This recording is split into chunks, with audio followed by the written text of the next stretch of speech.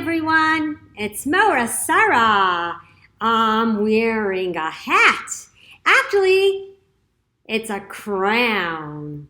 Many years ago, there was a king in a faraway land called Egypt, or in Hebrew, Mitzrayim. And the king's name was King Pharaoh. King Pharaoh wore a different kind of headdress or crown, not like King Ahasuerus in the story of Purim. And most kings take good care of their people, but King Pharaoh, he made the Jewish people work so hard. He made them build buildings called pyramids, and it was hard because they couldn't take a break to take a drink or to go and eat. It was so hard they even cried, "Hashem, please help us." Being a slave is hard work. I had to work from morning till night to build for King Pharaoh.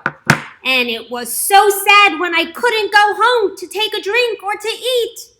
"Hashem, Hashem, please save us. Take us away from King Pharaoh. Help us." There was a mother. Her name was Yocheved. Everyone say, "Hi, Yocheved." And she had a little baby. And Yocheved wanted to protect her baby from King Pharaoh. And so Yocheved put her baby Moshe, in a basket. And then she took the baby in the basket and put the baby in the water. And the baby in the basket, was floating in the water. Sister Miriam was watching baby Moshe a whole time while he was floating in the water. Hi everyone, I'm Princess Batya. I am King Pharaoh's daughter. I live in the palace. And I went swimming in the Nile River in the water. And all of a sudden I hear a baby crying. And I reached out my hand. And I found a baby. I'll call him baby Moshe. I'm going to take him to the palace and I'll take good care of him. When Moshe grew up, he became a shepherd. A shepherd is someone who watches sheep very carefully and takes loving care of each of them. And this is a picture of Moshe. That's what a shepherd does. He takes beautiful care of the sheep.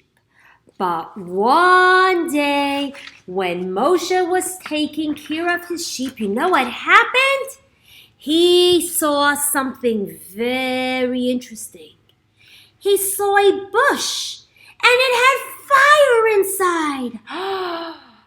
But the tree or the bush, it wasn't burning up. And he looked closer at the fire.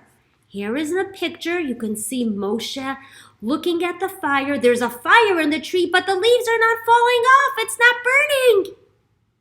Moshe knew that this was very strange, and he decided to walk closer and closer to see what was happening. And he hears a voice calling, "Moshe, Moshe, take off your shoes." And Moshe realizes it's a holy place. And he hears Hashem telling him, "I want you to be the leader of the Jewish people. And I want you to go and talk to King Pharaoh and tell him, 'Let my people go.'" Hi everybody, do you know who this is? This is Moshe. Hi Moshe. Hi everyone, say hi. Moshe was chosen by Hashem to be the leader of the Jewish people. he had to now go to King Pharaoh and tell King Pharaoh, "Let my people go." Do you think it was easy for Moshe? I think Moshe was scared. Maybe Pharaoh will laugh and say, "Ha, ha, ha." But Moshe knew that if Hashem told him to do something, he would do it the right way.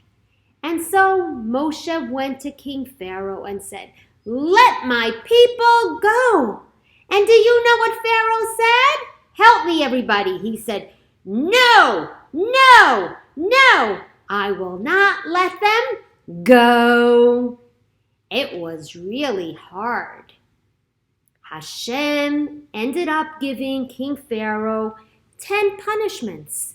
And then he was finally ready to say, "Go, Moshe, take all the Jewish people, and you can leave Egypt."